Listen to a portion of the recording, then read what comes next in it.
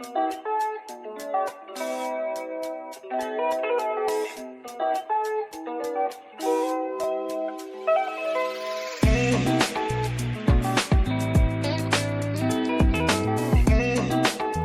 back to my channel. In today's video, we are diving into a stunning flower design using a magical product, blooming gel.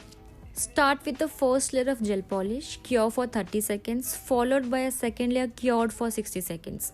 Now it's time for the star, blooming gel. Apply it generously, but don't cure it just yet.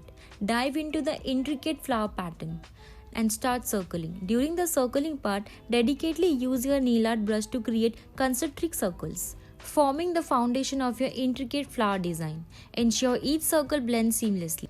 Start forming crosses from the outer edges towards the center, establishing the initial framework of your flower. Once the out to inner circles are completed, transition to inner to outer movement, forming crosses that intersect at the center of the flower. This dual process adds depth to your design. Now apply top shiny coat and cure it for 30 seconds.